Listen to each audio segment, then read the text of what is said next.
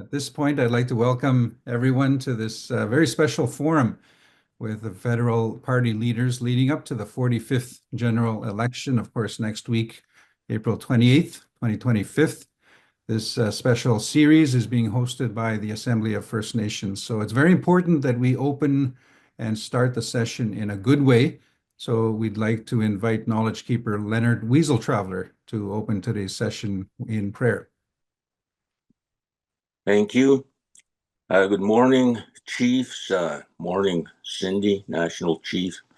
Good morning to our Prime Minister, Mr. Prime Minister Mark Carney. It's definitely an honor to provide an opening prayer, a blessing for this very important session opportunity that we have to hear from you, Prime Minister. In humility, I'll go to the Creator and ask for divine intervention for all of us, for all our needs, our personal needs, for the country, and especially the First Nations of Canada in their challenges on a day-to-day basis with the respective First Nations. I go to you, Creator, in humility. I ask you for divine intervention for this session, blessing for all of us, for our Prime Minister, Mark Carney, our National Chief, Cindy Woodhouse, and all the chiefs across Canada, our regional chiefs, everybody that's made this session possible. I ask for blessings for all of us, for all our needs, for all what we need to move us forward. I ask you in humility, Creator, God, to give us all our needs, to bless us, to protect us, and for the best outcome for this session, for the best outcome for our Prime Minister, Mark Carney. Hayo stipatapio, hai na tu sa kimatu kina. Kokana sukapin hamo kanuxin. Shiga kokana anstasin ikatsimuchkan. Kinoxinan satpi, spumusa. Mo tawat sipyo kinan no nitawaksin.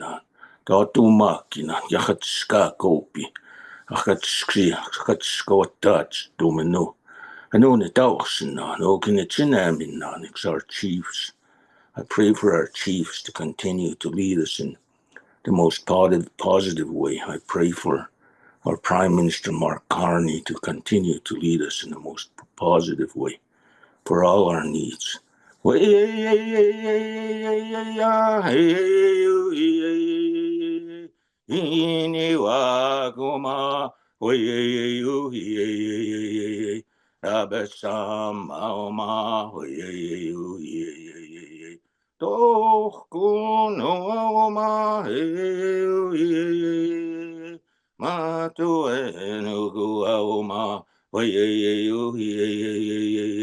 Natu siom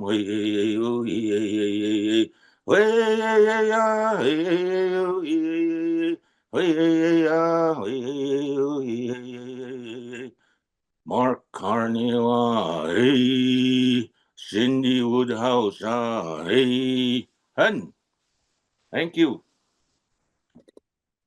Miigwech, thank you so much. Gananaskamadin to our Knowledge Keeper Leonard Weasel Traveler for opening today's session in a good way. Egonin nada jugabo and jintkas, miuega jintkan chingimes, na may have been do dem nego zaganing donji. Egon dan shinyo. My English name is Adam Fiddler, and I will be moderator for today's special session.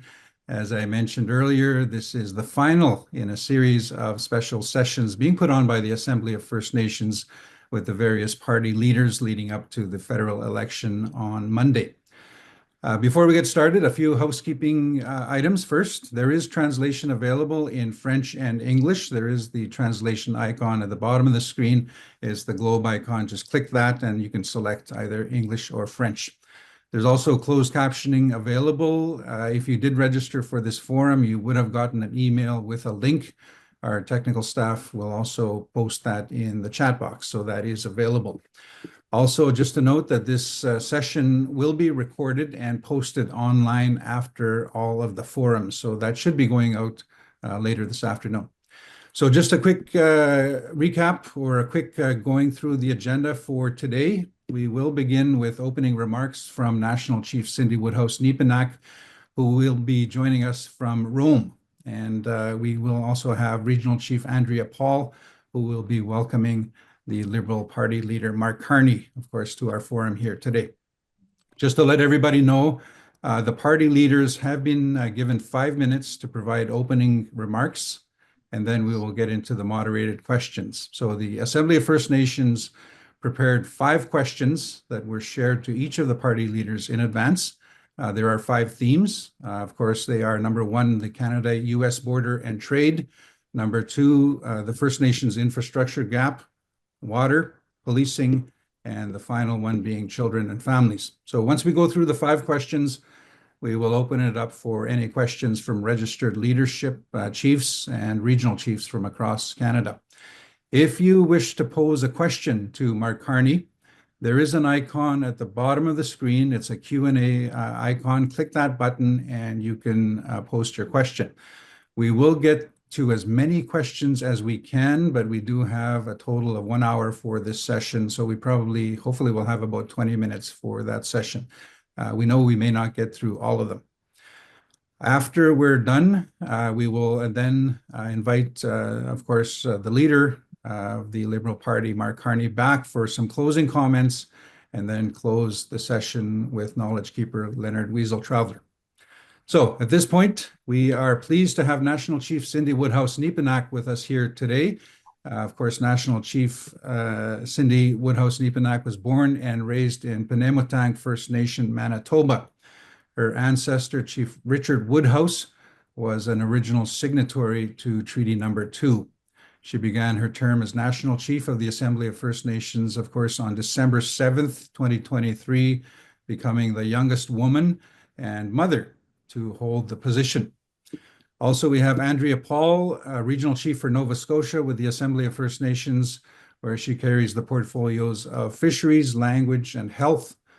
Prior to her election as Regional Chief, Andrea Paul served as Chief of Pictou Landing First Nation for 12 years and was an educator in her community for 19 years. Andrea Paul is deeply committed to community leadership, language preservation, and the well-being of First Nations across the region. So we'd like to welcome National Chief and Regional Chief Paul to our session to provide opening remarks and also introduce the leader of the Liberal Party. National Chief. Thank you all so very much. Thank you to Elder Leonard Weasel-Traveler for that beautiful opening prayer and for that beautiful song. Thank you to the chiefs, councillors, First Nations leaders, and member of the media who are present with us today. I'm joining you just very briefly as I'm currently in Rome with the Canadian delegation attending the funeral for late Pope Francis. And I felt that it was so important to be here in Rome to recognize Pope Francis for his leadership within an institution that has long been resistant to meaningful change. Pope Francis played a significant role in confronting the legacy of the Indian residential school system, particularly the harms and crimes committed by Catholic clergy against First Nation children. His willingness to push the Catholic Church, acknowledge its role and work towards change, especially through his apology on our ancestral lands, were important steps forward that started a new chapter for all of us. With that in mind, I just wanted to be here very quickly and I want to be here to honor his legacy and his efforts to advance truth and reconciliation with First Nations in Canada and in our beautiful shared country. So while I cannot stay for today's full session, I've got briefings right away. I wanted to make sure that I join each of you to provide this update. It's now my pleasure to turn the floor over to Nova Scotia Regional Chief Andrea Paul. Regional Chief Paul, thank you for offering remarks today and for helping to welcome the leader of the Liberal Party, Mark Carney. Thank you. Go ahead, Regional Chief Paul.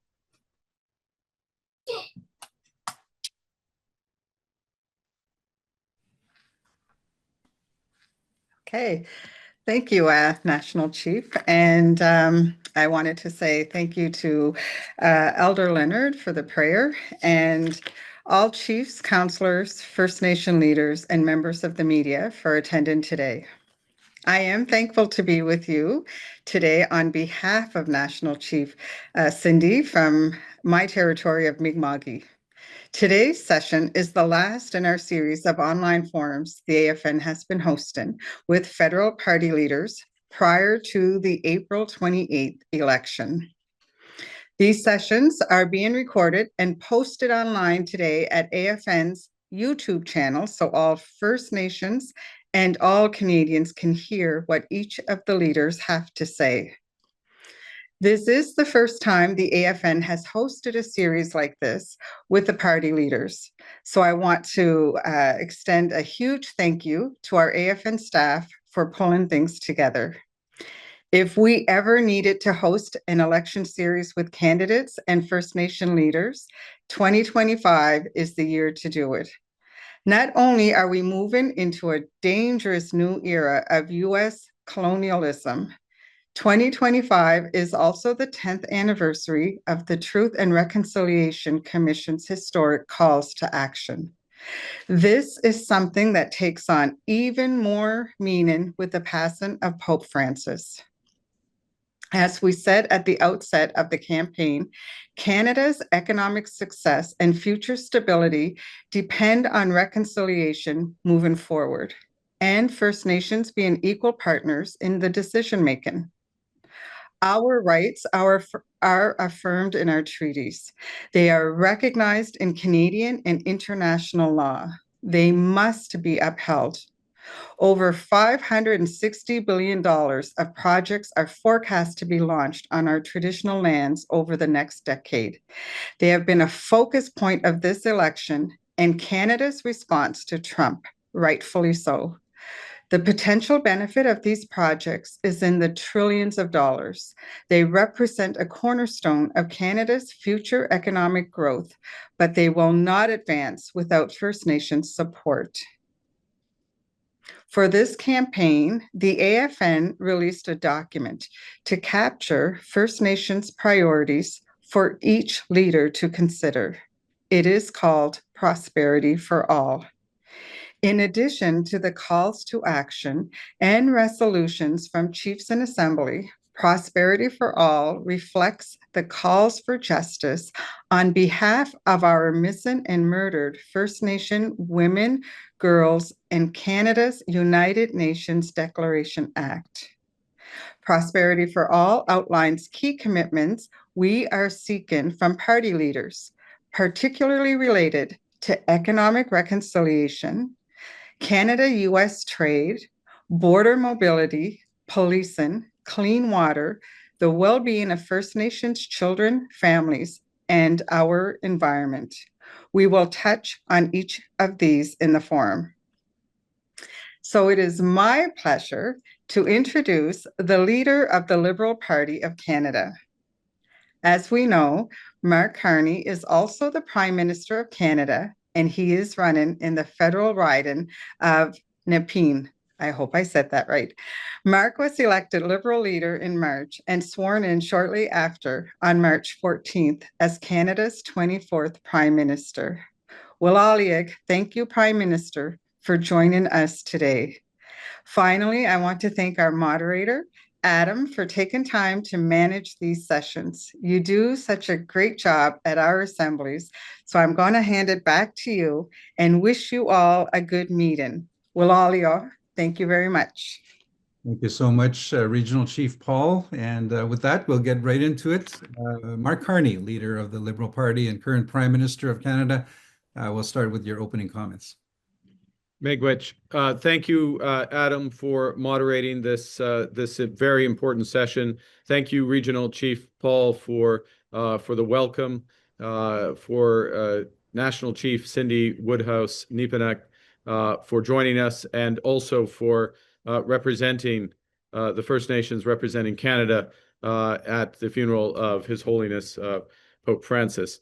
I would also like to thank Knowledge Keeper Leonard Wiesel Traveler for beginning this meeting in the good way and for the opening prayer. Les discussions comme celles que nous aurons aujourd'hui sont les fondations sur lesquelles s'appuie le processus de réconciliation entre le gouvernement du Canada et le peuple autochtone. Nous faut de vrais échanges de nation à nation pour bâtir de vraies relations de nation à nation. I recognize that the previous government made reconciliation a priority. I want to start out by making it clear that if elected, my government will reinforce that momentum. Because while there has been progress over the last decade, this table, this group, and myself know that there is much more to do together. I know it will take time to build relationships with those represented on the call and with the communities across the country. Mais si les Canadiens et Canadiennes me confient la responsabilité de les servir en tant que Premier ministre, j'espère d'avoir de nombreuses occasions de participer à tel échange, de contribuer à bâtir de fortes relations entre le gouvernement du Canada et les Premières Nations. As Regional Chief Paul mentioned, this is a crucial election. It's a crucial time. We are tackling the crisis created by President Trump's repeated attacks on Canada, but also marking the 10th year of beginning of an important process of reconciliation. And many more steps need to be taken on that road. True partnership with Indigenous peoples will be essential to building Canada strong. That's why one of my first acts as Prime Minister, and we'll have a chance to talk about this, was to make that commitment concrete in doubling the Indigenous Loan Guarantee Program. But really, this goes to a fundamental issue, which is that partnership with Indigenous peoples, partnerships with First Nations, has to be at the center of our actions. Whether it's building one Canadian economy out of 13, whether it's accelerating the realization of those nation-building projects that Regional Chief Paul just referenced, whether it's building new trade infrastructure, our electricity grid, building new careers in the skilled trades, protecting our natural health, fighting climate change alongside Indigenous guardians and beyond. It has to be in inclusive partnership with strong, safe, and prosperous First Nations. And so that's also why my government, if elected, will be committed to advancing self-determination, working in partnership on the implementation of treaties, on land claims, and of self-government agreements, to implementing the United Nations Declaration on the Rights of Indigenous Peoples Act and its action plan, and to moving forward on the calls for justice from the National Inquiry into Missing and Murdered Indigenous Women and Girls, and to answering all of the Truth and Reconciliation Commission's calls to action. This is the work we must do together. I look forward to our exchange now. And as I say, if the Canadian people place confidence in me and my party, working with you as on behalf of the Government of Canada. Thank you, and Adam, I will pass back to you to run the show. Great, thank you very much, Leader Mark Carney with the federal, of course, Liberal Party of Canada. So we'll get right into the questions. We have the 5 themes. The first theme, of course, is dealing with the Canada-US border and trade. So the question is, Mr. Carney, how will you include First Nations in First Ministers' meetings and other federal, provincial, and territorial meetings on Canada-US border security and trade? Well, thank you. This is a crucial point, and I think part of my answer is inaction. So we have to start as you mean to go on. So within my first days as Prime Minister, I believe it was day 2, met with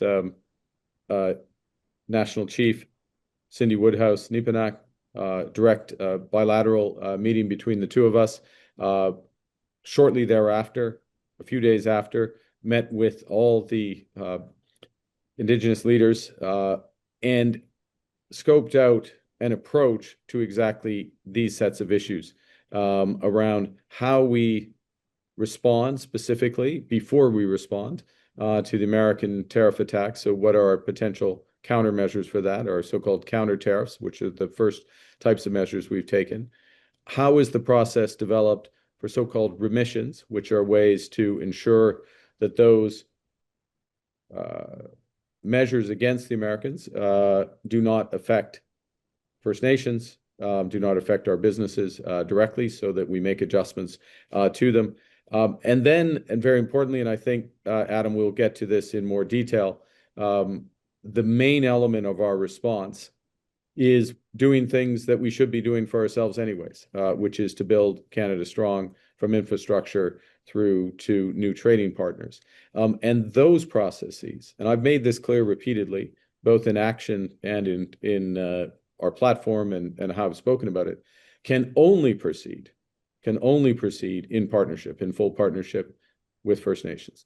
Now, I'm going to just make an observation that sometimes, and this is a scale, and I'm going to hand back to you after this, Adam, that I think this is sometimes shows the scale of the challenge, because I make this observation, and some will interpret that as me not being committed to some of these projects. And I make a distinction between a project that looks good from an economic perspective, that can create wealth, but it can only do that if that wealth is properly shared. It can only do that if it has the support of First Nations, and of course of the relevant provinces as well. And it tells me that we still have a ways to go, not with my government if we are reelected, but as Canada, to a full understanding of what this partnership means and how integral it has to be to our economic development. Thank you, Mr. Carney. So we'll transition into the next theme. And of course, you touched on it a little bit, infrastructure. So we'd like to talk about the First Nations infrastructure gap. So Mr. Carney, the question is, what steps will you take in the first year and then throughout your term, if elected, to close the First Nations infrastructure gap? Well, let me start by commending the work that has been done, catalyzed by the AFN on identifying the scale of the First Nation infrastructure gap and the potential economic opportunity that would be created by our closing this. I'm going to put it in tangible terms, or relative terms maybe is the best way to do it, which is that if we were to close the First Nations infrastructure gap, that alone would have a bigger economic impact than the negative aspect of all the Trump tariffs if they were to remain in place.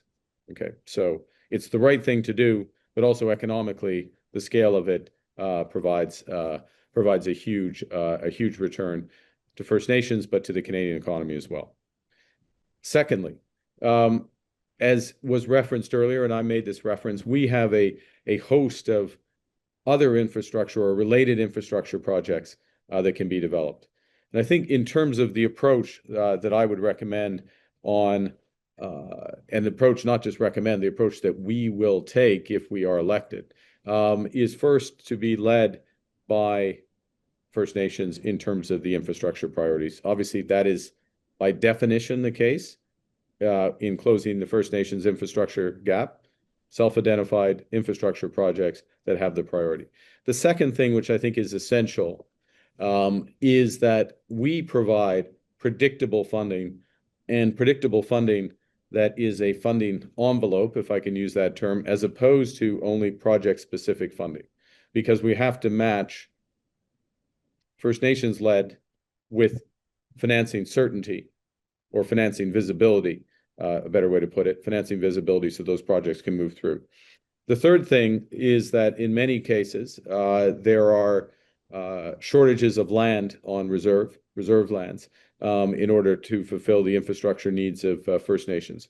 And so speeding up what is quite a cumbersome process for the addition of reserve lands. The fourth thing, and I'm trying to be very tangible here, Adam, the fourth thing that we would do, well, actually we have proposed and will happen very quickly if my government is elected, is to double the Indigenous Loan Guarantee Program. And I'll take 1 minute, if I can, just to explain what that is. That is now a $10 billion program. It will be a $10 billion program. And what it does is it finances ownership stakes by First Nations in projects.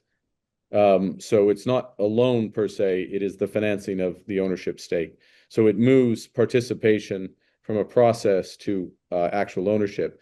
And as well, what we're proposing to do is expand the range of projects very dramatically that these loans or these financings can be used for. Yes, energy, but also clean energy, critical minerals, port infrastructure, transportation infrastructure. You see a very wide range that will be there. Last two things I will mention, I'll mention them as one, which is continuing to work with the Canadian Infrastructure Bank to make sure that that funding is effective and suited to the needs of First Nations, and exploring the proposals, interesting proposals for an Indigenous infrastructure bank.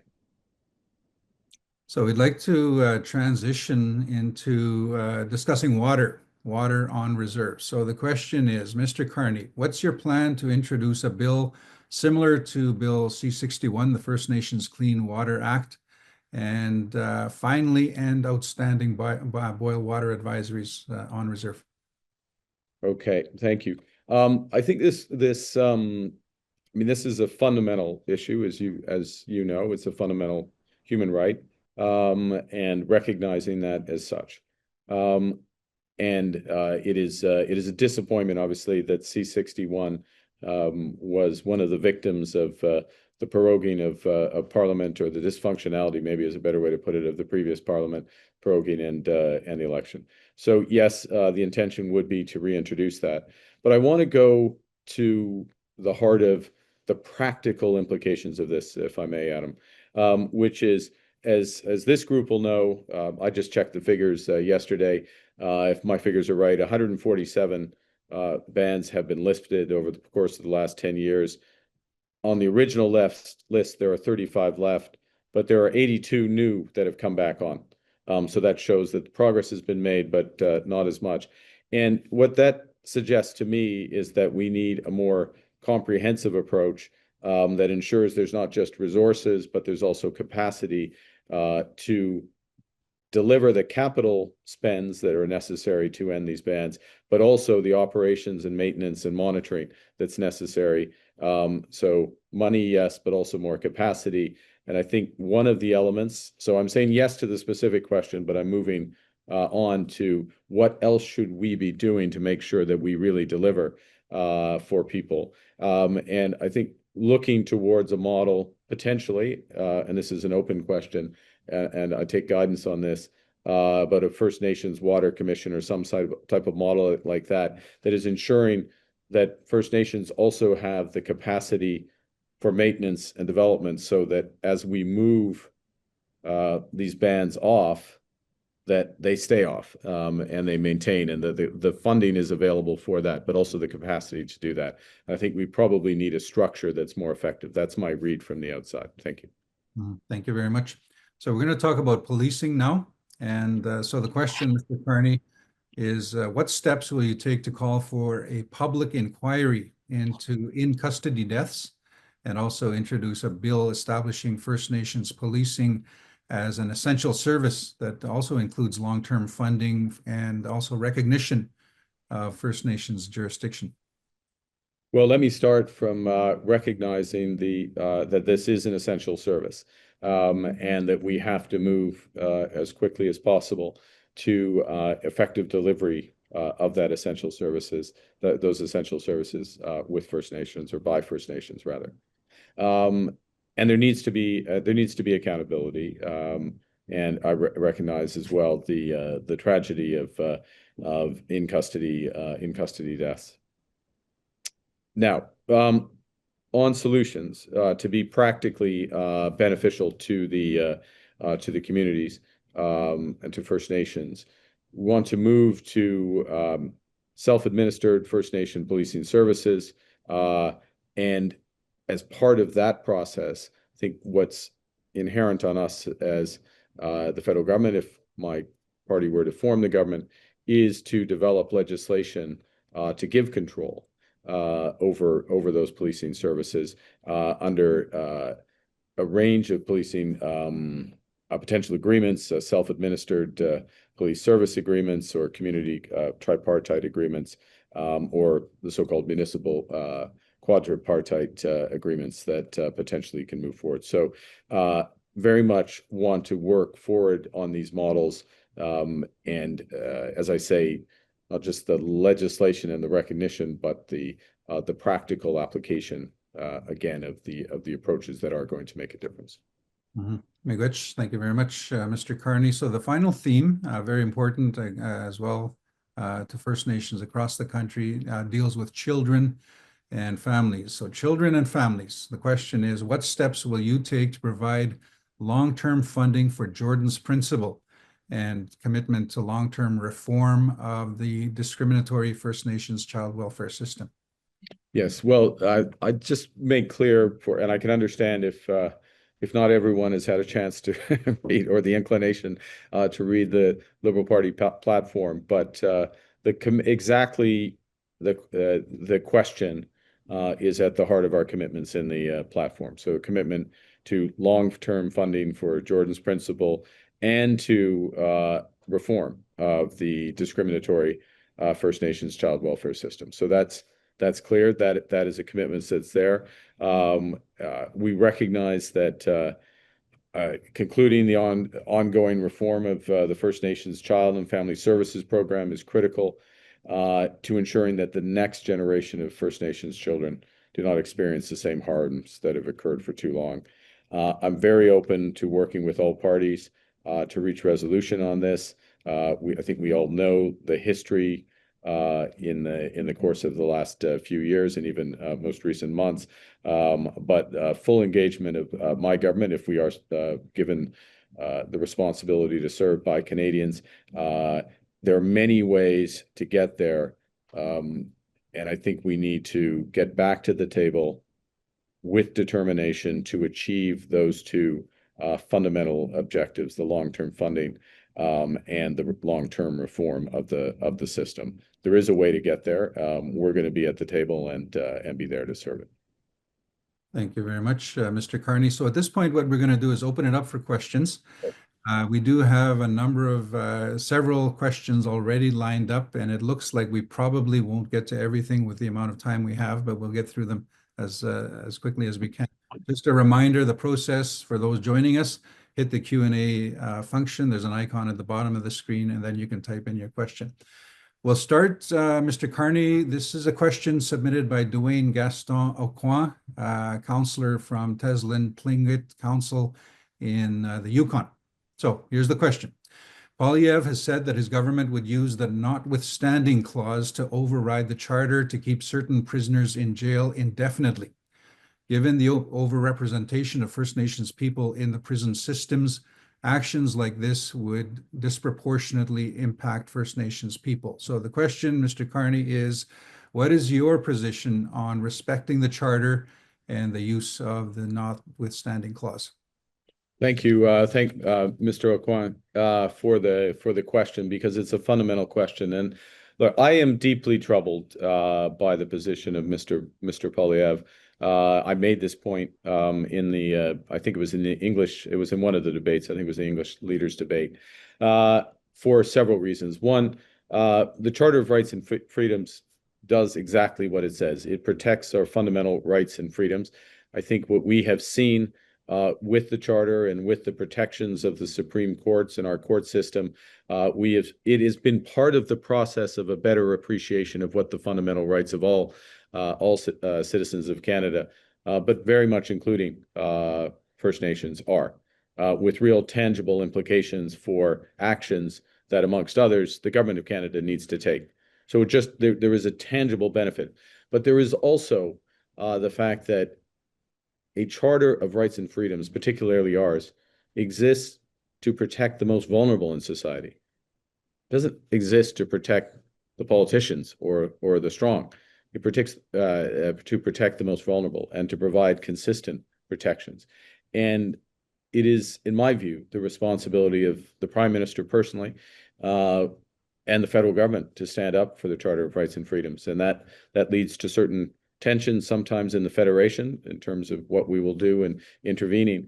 but particularly with respect to areas of federal jurisdictions and fundamental areas, we have to stand up. And, you know, the specific situation that Mr. Poilievre has chosen is a situation where he's overriding the views of the Supreme Court of Canada. Not the views, the decision of the Supreme Court of Canada. So fundamentally overriding a right, however uncomfortable we may view that right. And my final point on this is that it's a question not just of the specific right, where you start with this overriding, but where do you stop? Because it is the powerful, it's the elected that make those rules. And it's the vulnerable and all Canadians who will pay the price for overriding it. So I have a very strong fundamental view in opposition to this importation of an American-style approach to Canada. Thank you. So the next question comes from Quebec, and it's submitted by Chief Lucien Wabanunuk from Lac Simon and Shinabik Council, of course, from Quebec. So his question is, how will Canada ensure that the United Nations Declaration on the Rights of Indigenous Peoples is implemented within provinces and territories that have not adopted it yet in legislation? C'est une bonne question. C'est une question très importante en ce qui concerne UNDRIP et le mettre en œuvre dans toutes les provinces. On commence avec des situations où le gouvernement fédéral est impliqué, c'est-à-dire le financement d'infrastructures, des grands projets, l'échange entre les provinces, l'échange commercial entre les provinces, des droits des citoyens, des droits et libertés des citoyens. So, to translate that, there are many cases where the federal government will be directly implicated, whether it's infrastructure funding, whether it is interprovincial trade, whether it's fundamental rights of Canadians, and in all those cases, we have to directly stand up for those for the full respect and implementation of UNDRIP, Universal Declaration of Rights of Indigenous People, as well. I think we have to show how effective partnership works and how respecting this and living up to all its principles, how that delivers for First Nations, how it delivers for Canada. And we need to use our influence, our ability to encourage all parties in Canada to respect it. It's always delicate with respect to federal and provincial relations, and we do respect provincial competencies, but with the discharge of our federal responsibilities, the commitment of my government, if Canadians do select us, is fundamental and unwavering in its implementation. So the next question comes from Manitoba, Roseau River First Nation, Southern Manitoba. This question was actually posed to the other party leaders as well. It comes from Councillor Rachel Ferreira. And she says, hydro and gaming operations on our traditional lands generate billions of dollars. First Nations deserve a rightful share. So it's a two-part question. She asks, will you support a national revenue sharing agreement for hydroelectric and gaming revenues with First Nations? Second to that, will you commit to work towards enabling First Nations to have majority ownership and control over those operations and benefits? Okay, so this is an interesting question. I very much I commit to working with First Nations, and given the jurisdictional aspects here, the provinces and the territories, to supporting collaborative approaches to revenue sharing and ownership in these major projects, including hydroelectric projects. I do note the excellent work of the First Nation Major Project Coalition in this regard. I referenced as well this doubling of the capacity of the Indigenous Loan Guarantee Program, which will in effect finance equity shares in these projects and gaining the revenues from them. I'm going to make if I may, I'm going to make a personal note as well. One personal note and my personal commitment to this. I'm a very strong believer in these in these types of approaches. But I will add that one of the candidates, and I personally recruited a gentleman by the name of Tim Hodgson, who is running in Toronto, the broader Toronto area, and previously, amongst other things, was chair of Hydro One. And when he was chair of Hydro One, brought in the policy. It was one of the, obviously, the leadership that brought in the policy that required First Nations participation in all new hydroelectric projects in the province of Ontario, the Hydro One. So we have the commitment. We have my personal commitment. We have the financing. We have the approach, and actually, again, subject to the choice of the Canadian people and the people in Markham. In the case of Mr. Hodgson, we're also going to have people right there at the center of government that can turn these words into very tangible action very quickly, because these are exactly the kind of projects I think, if we get this right as a country, we will be building a lot of. So I'm trying to get to as many questions as Sorry. I can here. Sorry, I'll be quicker. Quite a few questions coming in. We have from British Columbia this one. This is from Regional Chief Terry TG, of course, from BC.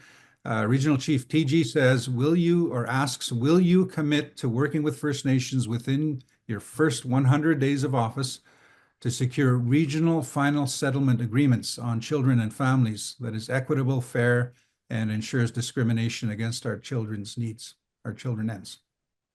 The commitment to begin that very important work, absolutely. Part of I'll refer back to previous answers on Jordan's principle, and commitment of capacity of the government to move quickly on this.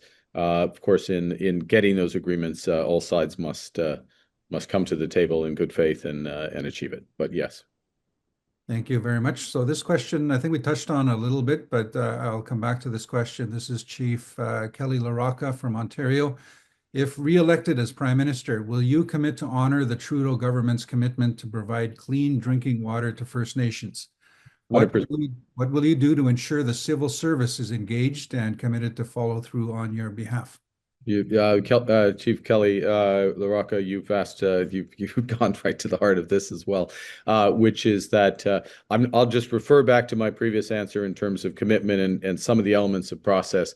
I do think we will need to re-engineer and centralize and set milestones for the actual process within the civil service. So we're matching commitment, financing, and capacity, development of the capacity in an overall approach. But that is consistent with the broader approach to government that I will intend to bring if we are elected, which is very much focused on results. I think and if I can make a sort of common point, Adam, and I'll hand back to you, which is there's a series of issues here where we need to recognize fundamental rights, First Nations, and enshrine those appropriately. But at the same time, we need to make it tangible and deliver the results. And we need to, and I have a very high focus on how we're actually going to deliver the results in parallel with enshrining the overall rights system. And clean drinking water is, if I may, is one of the classic examples here. Mm-hmm. So the next question comes from Chief Archie Wabas, who is from Winneman Lake First Nation, remote First Nation in Northern Ontario. And Chief Wabas asks, he says, Mr. Carney, under the James Bay Treaty Number 9, our elders and ancestors understood the agents to share the land and its resources with the Crown based on trust, partnership, and peaceful coexistence, not to surrender or give up the land. The spirit and intent of the treaty, as understood by our ancestors, is very clear. Yet today, resource companies continue to extract wealth from our lands with little to no real sharing of the benefits with our nations. So the question is, why is the current government still allowing this to happen? And if you are elected Prime Minister, what will you do to honor the true spirit and intent of Treaty Number 9, particularly ensuring that Indigenous nations are rightful partners in land and resource sharing? Yeah, I think we're going to do a couple of things. One is, in general, for resource projects and the approvals necessary for those projects by the federal government, we are going to consolidate and accelerate the speed with which things move. That also means the speed with which resource companies get a no to a project if they're not respecting environmental standards, not acting in partnership, appropriate partnership with First Nations. In parallel, and I know I'm repeating myself, but this is really important. We are making the process of participation, for example, Chief Wabash, a resource project in your area or any area, the ability of a First Nation to finance, to own equity, to be a true partner in that project was much more difficult even 3 months ago than it will be if my government is reelected, because of that 10 billion commitment and the expansion of the process. I said reelected, I mean elected, to be clear, the expansion of the types of projects. So doing both, quick answers, clear guidelines, financing, that all brings it into a possibility or back into this true spirit as it was framed of Treaty Number 9. Thank you. So this next question, along the same lines, dealing with treaty. So this question comes from Saskatchewan. So Saskatchewan Regional Chief Bobby Cameron. And the question is, what he says is, First Nations have inherent and treaty rights. Our treaties are international agreements made with the British Crown. If elected, would you commit to seeking an in-person meeting with King Charles at the sacred grounds where Treaty 6 was signed, such as Fort Carleton or Fort Pitt, to honor the 150th anniversary of the signing of Treaty 6? Thank you for the question. I find the suggestion very attractive, very intriguing. Obviously, I can't speak for His Majesty. I would hope that His Majesty will visit Canada soon, and if that does take place, we'll certainly ensure. And if my government is elected, we'll make sure that suggestion is put on the list. And I would very much look forward to having a discussion with. In fact, maybe I'll just make the request directly online to have a discussion with Chief Cameron on exactly that proposal, so we have more specifics of it, and I can work it through my channels again if I'm in the position that I'm running for. Mm-hmm. Thank you. So next question comes from Kelsey Jacko, and the question is on the note of economic versus social impacts. Would your government commit to sitting down with the treaty nations in what is now Alberta before your government makes any final decisions on carbon sequestration? We aren't necessarily against it, but we need help getting the details so we can be fully informed. Yeah. Yes. The short answer is yes.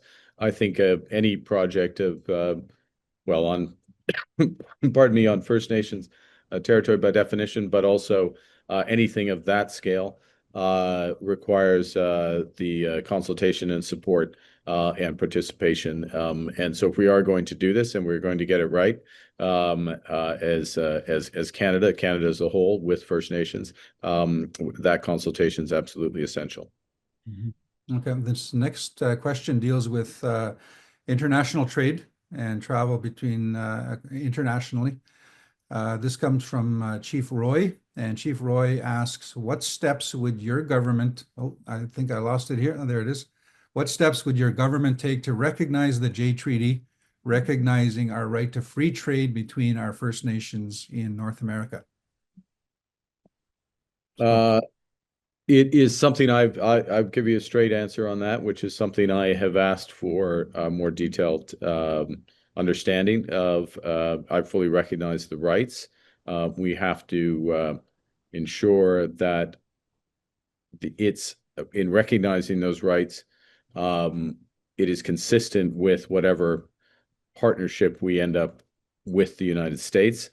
Or let me say that slightly differently, that any partnership we have with the United States does not affect those rights. That's probably the better way to frame it. I think we all know, and it was referenced at the start, and it probably bears repeating, that this is a very fluid situation, and what we have to do is address the crisis. It is a crisis with the United States, and come to an accommodation there if that is in the interests of Canada and is the interests of First Nations.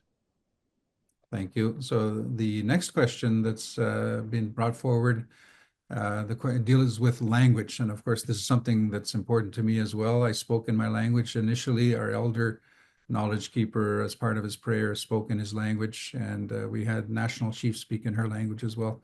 So the question is, if elected, what steps will you take to protect the revitalization and teaching of Indigenous languages? Yeah, well, I think one of the crucial things that I believe is that children and their parents, their families, language is so central to identity and culture, and that's true for all of us.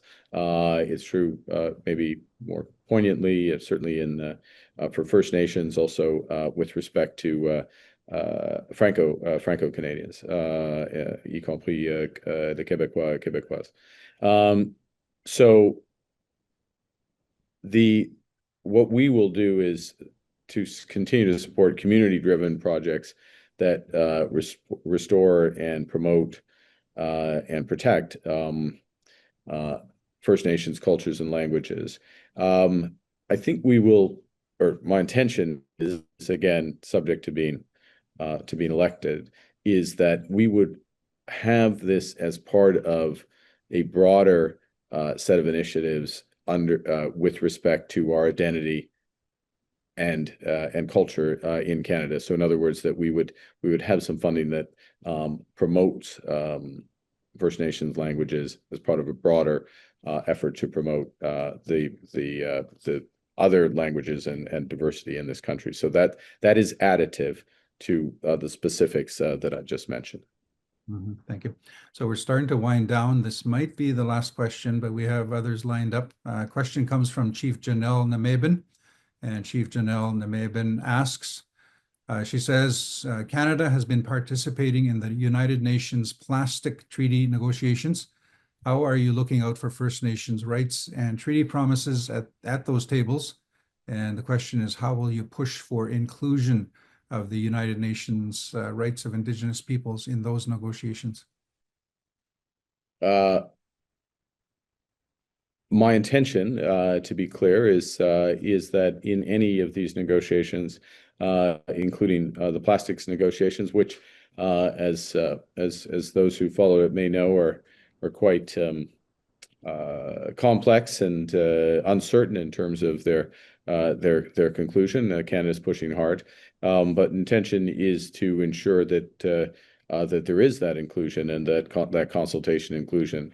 I will take that question and take the spirit of the other questions as well, but I will take that back and run down, if you will, the exact steps that have been taken in this regard. I think knowing the relevant ministers who've been leading this, particularly up until very recently, Minister Guilbeault, my expectation is that this has been very integrated, but sometimes you don't know all the details, and in this case, I actually don't know the specifics of that. So rather than lead too much, let me commit to running this down. But I'll say one other thing is that certainly over the course of the last 10 years, and I will reinforce this, as I said at the start,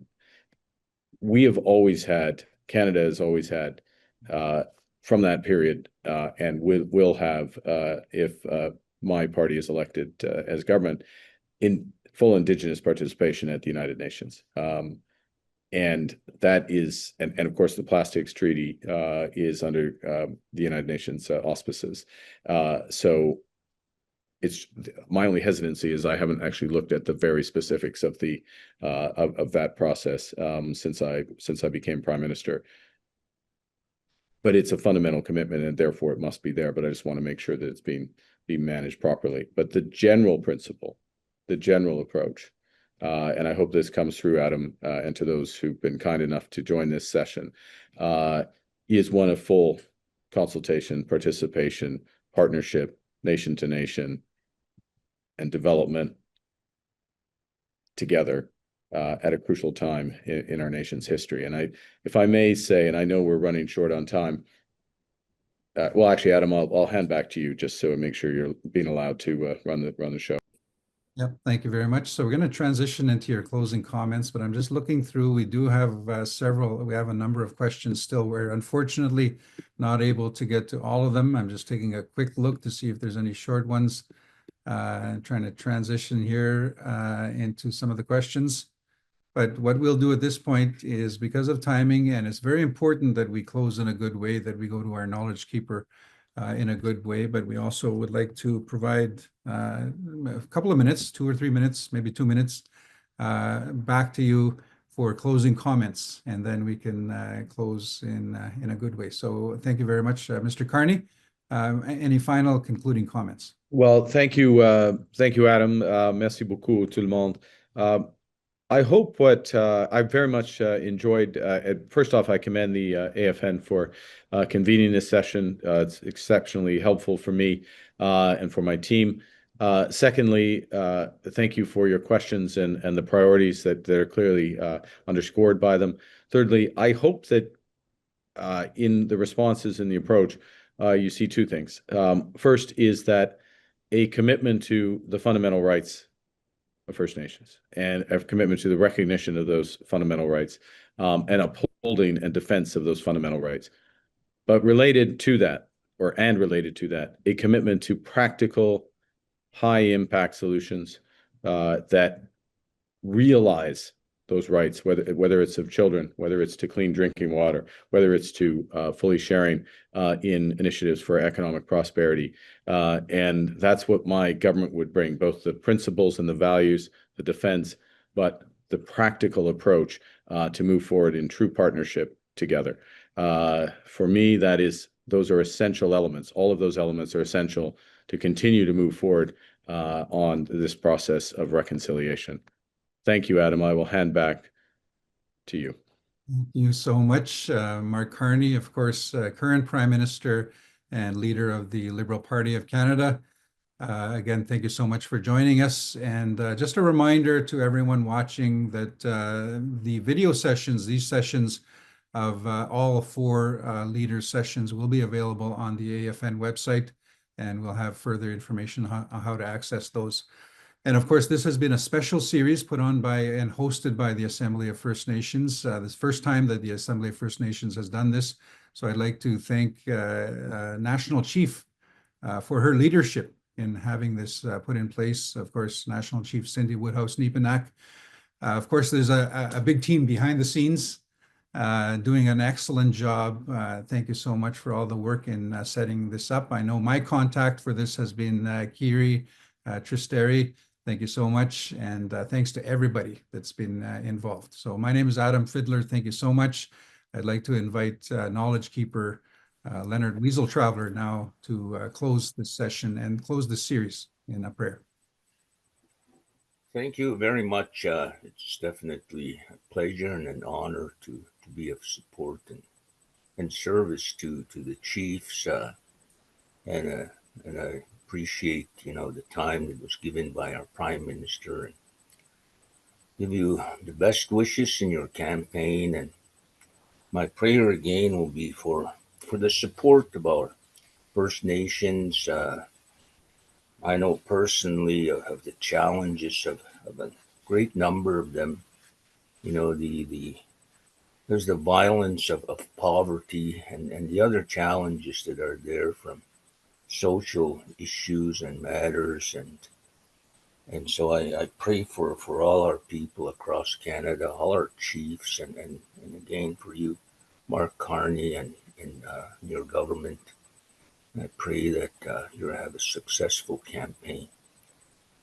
Creator, again, I go to you in humility. I ask you for blessings and all the things that we need to move forward on a day-to-day basis.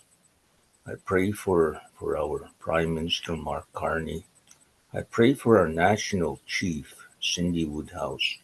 I pray for all the AFN regional chiefs, all the chiefs across Canada. the counselors, the elders, our young people, the youth. I pray for good holistic health, mentally, emotionally, physically, spiritually.